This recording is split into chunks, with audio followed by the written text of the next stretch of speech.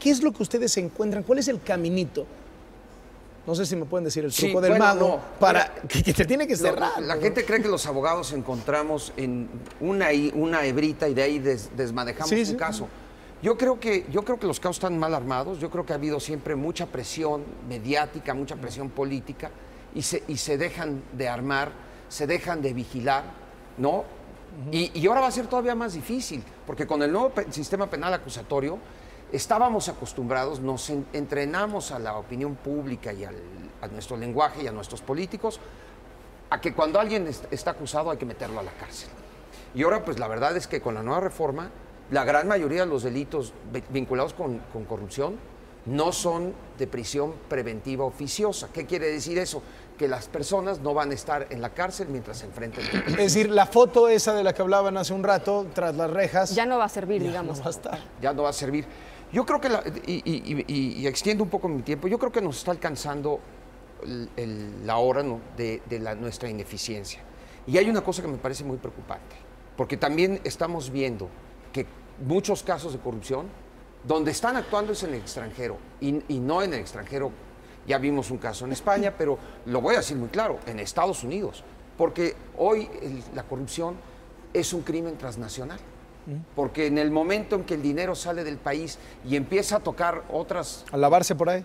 A lavarse por ahí, empieza a tocar otros bancos, empieza a depositarse en otros países o empieza a ser usado para comprar propiedades en otros países, pues estamos invitando a que otros países empiecen a echar la lupa sobre nuestra corrupción. Armar el caso es la primera parte, pero la otra parte es la parte del sistema judicial, digamos, de los jueces. ¿Qué papel juegan los jueces en todo esto? O sea, cuando finalmente llegan los casos, ¿qué sucede? Estudiar si hay pruebas para condenar, y no hay pruebas.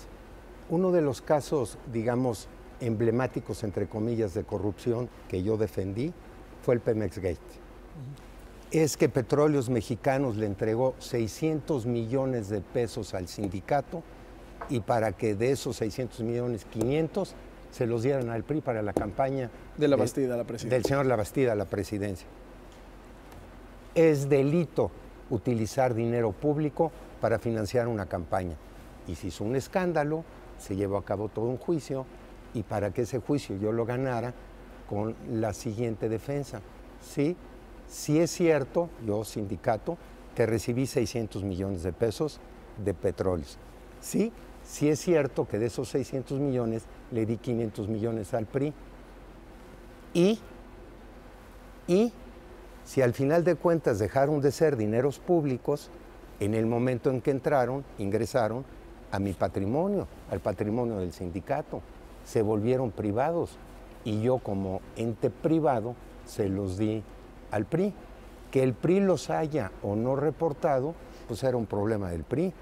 Que mis sindicalizados se hubiesen visto afectados, pues era un problema de mis sindicalizados, pero no era un delito, ¿me explico? Toda mi defensa fue simple y sencillamente sí. ¿Y?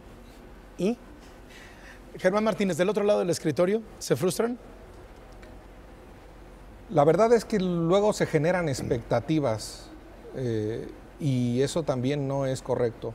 Y luego hay que decirlo, se condenan en los medios de comunicación, en los periódicos, en la radio, se condenan a distintos personajes y llega un juez después y lo absuelve después de revisar, como ha dicho bien Juan, después de revisar el expediente. Creo que el gobierno en eso debe favorecer la autonomía técnica de una fiscalía y no la subordinación política para perseguir el delito y esperar a que el juez diga su última palabra y no andar con preliminares y anuncios electorales y venganzas que tanto frustran y desencantan no a la autoridad, sino a los ciudadanos. Una última ronda rapidita. ¿El Sistema Nacional Anticorrupción, tal y como está planteado, resuelve esto? O sea, ¿va a ser más eficaz en llevar a los políticos ante la justicia y que los corruptos terminen en la cárcel?